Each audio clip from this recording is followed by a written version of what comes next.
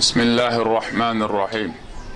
الحمد لله الذي بنعمته تتم الصالحات، والصلاة والسلام على نبينا محمد وعلى آله وصحبه ومن دعا بدعوته وسن بسنته واهتدى بهديه وقتفى أثره إلى يوم الدين. ثم أما بعد، فإن أصدق الحديث كلام الله، وخير الهدي هدي محمد صلى الله عليه وسلم، وإن شر الأمور محدثاتها، وكل محدثة بدعة، وكل بدعة ضلالة، وكل ضلالة في النار. نعوذ بالله من النار ومن أحوال أهل النار. ثم أما بعد، فأحييكم بتحية الإسلام، والسلام عليكم ورحمة الله وبركاته.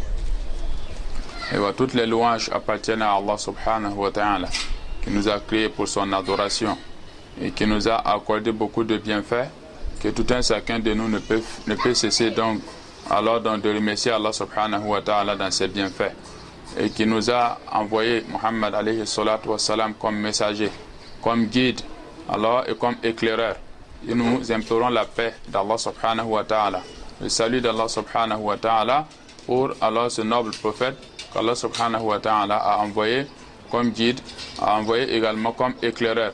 Et nous implorons également Allah subhanahu wa ta'ala la paix et le salut pour tous ceux qui l'ont suivi, comme les compagnons ridwanullahi alayhim et la noble famille du prophète, et tous ceux qui emboîteront dans son chemin jusqu'au jour du jugement dernier. Inch'Allah ta'ala, nous sommes actuellement dans le mois béni du Ramadan. Ce mois, c'est un mois qu'Allah subhanahu wa ta'ala a rempli de beaucoup de bienfaits, a rempli de beaucoup de mérites, a rempli de beaucoup de moyens, par lesquels l'homme peut passer pour chercher à se rapprocher davantage à Allah subhanahu wa ta'ala, chercher à se purifier de ses péchés, chercher à avoir donc la piété, chercher à avoir le rang élevé chez Allah subhanahu wa ta'ala. Et c'est pour cela, Allah subhanahu wa ta'ala dans le Coran, il nous dit: Ya ayyuhalladhina amanu kutiba alaykum as-siyamu kama kutiba ala alladhina min qablikum la'allakum tattaqun. Allah subhanahu wa ta'ala a appelé donc l'ensemble des croyants, y compris également aussi les femmes. Il nous a tous appelés, ceux qui ont cru en Allah subhanahu wa ta'ala, et nous demandons à Allah de nous faire parmi ceux qui vont se classer dans le rang des croyants. Allah subhanahu wa ta'ala a appelé l'ensemble de cette communauté de croyants en leur disant qu'il a prescrit pour vous. Il a prescrit pour vous le jeûne, c'est-à-dire le jeûne du mois de Ramadan, comme il a prescrit pour la communauté précédente le jeûne, et pour que vous ayez donc la piété, la crainte d'Allah subhanahu wa ta'ala. Ainsi donc, s'agissant donc de nos mamans, de nos mères, également donc des sœurs musulmanes, quant à ce groupe donc de gens qui se trouvent dans la foi, et ils ont une place importante aussi dans la religion. Ils ont une place importante aussi dans la pratique de la religion. Et c'est pour cela, lorsqu'Allah subhanahu wa ta'ala parle des croyants, il parle en même temps des croyants hommes et femmes. Et c'est pour cela le Ramadan, c'est un mois où également les femmes doivent utiliser ce mois pour chercher à avoir cette piété-là qu'Allah subhanahu wa ta'ala veut d'elle. Également, ces dernières-là doivent observer les actes nobles que le prophète alayhi salatu wa salam a enseigné et a appelé vers l'accomplissement de ces actes-là. Et parmi lesquels, c'est le fait d'observer le jeûne conformément à ce que le prophète faisait. Parce que le prophète alayhi salatu wa salam a été le premier jeûneur. Et quant aux femmes et aux hommes également, nous devons jeûner comme le prophète alayhi salatu wa salam jeûnait. Et pour que le jeûne soit accepté également, nous devons faire en sorte que ce jeûne-là soit écarté de toutes sortes d'actes qui vont compromettre à la validation de ce jeûne-là. Ainsi donc, s'agissant donc des femmes, bon nombre de femmes aujourd'hui tend à jeûner, tend à utiliser le mois du jeûne pour chercher à se rapprocher d'Allah subhanahu wa ta'ala, mais en réalité, il y a beaucoup de choses qui les bloquent à l'atteinte de la perfection, à l'atteinte de l'excellence. Parmi lesquelles il y a le fait de jeûner tout en n'observant pas, ou tout en alors donc ne contrôlant pas leur langage. Parce que les femmes sont des êtres, alors qui réellement, leur langage là, elles ne sont pas à mesure, alors donc de quoi? De la contrôler. Ainsi donc, ce mois du jeûne, le prophète alayhi salatu wassalam, il dit, Man lam yada'a qawla az-zur wal 'amala bih falaysa lillahi haja fi an yada'a ta'amahu wa sarabahu. Celui qui jeûne et il ne laisse pas des paroles mensongères, des paroles, il ne cesse de diffamer, il ne cesse de calomnier, il ne cesse de mentir, il ne cesse de chercher alors donc de faire de qil wa qal, dire on a dit ceci, on a dit cela, jusqu'à ce que son jeûne là ne soit pas accepté par Allah subhanahu wa ta'ala. Ainsi donc, l'accomplissement des œuvres allant dans ce sens-là. Œuvrer donc des œuvres qui vont alors donc vont pas alors répondre alors donc au principe d'Allah subhanahu wa ta'ala, à ce qu'Allah aime, également compromet donc l'acceptation de ce jeûne. Et quant aux femmes aujourd'hui, beaucoup de femmes jeûnent, mais ils vont toujours alors parler donc et critiquer ou diffamer ou calomnier. Bon, ça c'est d'abord la première des choses qu'elles doivent alors cesser. Ainsi donc, en outre, elles doivent être aussi, ces dernières-là, elles doivent être des femmes qui vont alors ne pas, qui vont tenter de faire quoi? De chercher la perfection. Et quand on dit la perfection, c'est premièrement dans la foi et dans l'acte également. Et quand on parle aussi de l'acte, c'est lié aussi alors à leur accoutrement. Bon, à leur accoutrement, beaucoup de femmes, dans le mois du jeûne, elles ne songent jamais à faire quoi? À soigner leur accoutrement. Elles sortent toujours avec des habits, alors laissant voir leur parure. Alors que dans le Coran, Allah subhanahu wa ta'ala interdit cela. Il a dit au prophète, Ya ayyuhan nabi, qul li azwajik wa banatik wa nisa'il mu'minin yudnina alayhinna min jalabibihin dhalika adna yu'rafna fala yu'dayn. Donc il a dit au prophète de dire alors à ses femmes, à ses filles, également aux femmes des croyants, de rabattre sur elles leur grande voile. Et cela alors va alors les afficher en tant que croyantes devant vue des hommes. Bon, ainsi donc, elles doivent être des sœurs qui vont pratiquer alors dans cette ordre d'Allah subhanahu wa ta'ala, en sortant, en se voilant correctement, parce que dans ce mois de jeûne, beaucoup de gens se trouvent alors dans la rupture de leur jeûne en regardant aussi ces dernières-là. Donc, parce que le prophète dans un hadith se dit, La'ana Allahu an-nadhira wa al-manzura ilay. Allah subhanahu wa ta'ala maudit celui qui regarde et celle qui se laisse regarder. Donc, voilà la deuxième des choses. Et encore, la troisième des choses, c'est le fait donc de jeûner et utiliser tout son temps pour la préparation donc, alors donc, de la rupture. Bon, beaucoup de femmes, lorsque le mois de jeûne arrive, la plupart de leur temps dans la journée est utilisé pour la préparation de la rupture. Bon, alors que c'est un mois, réellement, bon, les gens ont besoin de quoi manger pour pouvoir donc, tenir droit dans l'accomplissement de ce jeûne-là. Mais ce n'est pas pour autant que le temps va alors donc se gaspiller dans cela. Se gaspiller dans cela, elles doivent savoir qu'en réalité, l'adoration qui les incombe également, c'est d'utiliser ce mois pour la lecture du Coran, d'utiliser ce mois pour l'accomplissement des prières à l'heure prescrites.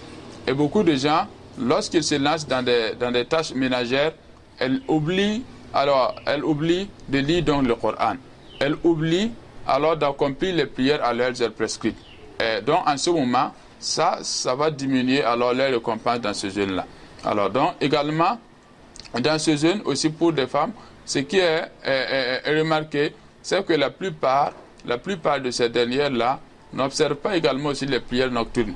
Alors donc les prières nocturnes ne sont pas uniquement alors recommandées aux hommes, mais aussi aux femmes. Alors donc toute femme alors qui a la possibilité de participer à cette prière nocturne, qu'elle fasse cette prière-là. Parce qu'en réalité, il y a dans cette prière beaucoup de bien. Parce que les compagnons du prophète qui, dans le temps du prophète, accomplissaient ces prières, étaient alors donc agréés par le prophète. Alors, donc, en ce moment, cela veut dire qu'en réalité, nos femmes également doivent prier aussi les prières nocturnes là. Et le prophète, alayhi salatu wassalam, alors il priait, et ces femmes aussi priaient, alors donc là, la nuit. Donc, et on exhorte également, alors donc aux femmes, de faire beaucoup de sadaqa, de faire beaucoup d'aumônes. Parce que le prophète alayhi salatu wassalam a dit que dans l'enfer, il y a beaucoup de quoi? Il y a beaucoup de femmes. La plupart des habitants de l'enfer, il y a beaucoup de femmes. Dans un hadith, il a dit ceci, et il a dit maintenant, la chose qu'elle peut faire pour éviter l'enfer, parmi ces choses-là, il a parlé de l'aumône. Il a parlé de faire beaucoup d'aumône. Alors, donc, en ce moment, il faudra que les femmes, en réalité, qu'elles cherchent alors cet rapprochement à Allah subhanahu wa ta'ala par l'accomplissement alors des aumônes. Plus précisément, dans ce mois, alors béni d'Allah subhanahu wa ta'ala. Et ces femmes aussi que Allah subhanahu wa ta'ala a donné un peu de science, elles doivent alors donc profiter aux autres, alors donc leur science là. Elles vont alors regrouper alors donc les femmes pour alors donc les enseigner le Coran, les enseigner les hadiths, les ordonner le bien et les interdire donc le mal. Parce que dans le milieu des sœurs, il y a beaucoup de vide. Il y a beaucoup de vide, surtout dans la dispensation donc de la science. Certaines en ont, mais elles ont l'appareil de transmettre. Elles vont utiliser donc le moi pour transmettre alors donc ce qu'elles ont, comme alors donc la science. Et elles, et celles-là aussi qui, alors donc sont dans l'ignorance, qu'elles sachent en réalité que tant que tu es toujours dans la vie, et tant que l'obligation, alors qu'Allah subhanahu wa ta'ala t'a imposé, est toujours en vigueur, et il n'y a pas un moment où cela va lever, il faudra en réalité que tu saches que tu dois chercher la science. Et la recherche de la science est obligatoire. Alors, donc la recherche de la science est une obligation pour tout musulman. Et donc, en ce moment, toi en tant que sœur musulmane, qui ne sais pas pourquoi on porte le voile, qui ne sait pas, alors donc, qui ne connaît pas comment on pratique la prière, qui ne connaît pas alors ce qui alors participe à l'authentification donc du jeûne, ou encore à l'invalidation donc du jeûne, tu vas courir vers c'est quoi ces savantes là, alors qui vont alors t'enseigner cela,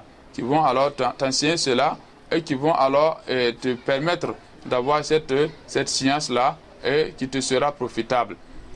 Bon, donc Inch'Allah, nous pensons que ce message donc aux femmes là, c'est un message que nous voulons alors qu'en réalité qu'elles sachent que le mois de Ramadan c'est un mois qui est trop court, qu'elles ne l'utilisent pas pour des choses qui vont alors pas les profiter trop. Comme on le parlait, alors donc le fait d'utiliser tout le mois, toute la journée ou tout le temps pour la préparation donc des ruptures, et aussi il y en a lorsque les 10 derniers jours arrivent. Bon, pendant que certains tendent à se faire quoi, à se ressaisir, parce que dans les 20 premiers jours, ils n'ont pas su faire grand chose. Certaines femmes aussi vont utiliser ces 10 derniers jours pour préparer leur fête. Oui, et beaucoup vont alors remplir donc les salons des tailleurs. Donc, pour passer tout leur temps, pour alors leur coiffure, ainsi que pour alors donc pour coudre alors leurs vêtements pour la fête donc de quoi? Le Eid al-Fitr. Bon, tout cela, on n'écarte pas qu'il y a un besoin pour, alors donc, il y a un besoin que ces derniers-là peuvent avoir en allant donc vers ces endroits-là. Mais il ne faudra pas que ça prenne tout leur temps également. Tout en cherchant alors à orner alors leur corps, tout en ne cherchant pas à orner alors leur cœur. Et cela aussi, c'est un défaut et c'est une erreur que la plupart de nos sœurs aussi commettent. Et nous demandons à Allah subhanahu wa ta'ala alors de nous accorder le bien qui se trouve dans ce mois et de nous écarter de toutes sortes d'actions qui vont alors donc nous conduire dans la paresse, qui vont alors donc nous conduire dans la lune de notre jeûne, et qui vont alors donc nous écarter alors donc de ce repentir là que nous devons chercher envers Allah subhanahu wa ta'ala. Et nous demandons également à Allah subhanahu wa ta'ala alors donc de nous accorder la santé alors dans l'accomplissement des œuvres positives dans ce mois, et également d'accorder aussi la santé à tous ceux qui sont dans l'état de maladie présentement et qui ont du mal à jeûner, qu'Allah subhanahu wa ta'ala les accorde la santé, et qu'Allah subhanahu wa ta'ala donc nous donne beaucoup de mois de Ramadan, et faire en sorte que le bien qui se trouve dans le Laylatul Qadr également, qu'on ne les loupe pas également, et qu'on soit des gens qui seront agréés et qui seront aimés, qui seront alors donc des gens qu'Allah subhanahu wa ta'ala va en réalité voir expier leurs péchés, va alors donc de par ce mois donc les conduire dans son paradis, après que leurs œuvres étaient alors quelque chose qui les conduisait forcément et réellement à l'enfer. Donc, bismillah, nous demandons alors donc le salut d'Allah subhanahu wa ta'ala. Wa sallallahu ala nabiyyina Muhammad wa ala alihi wa sahbihi wa sallam.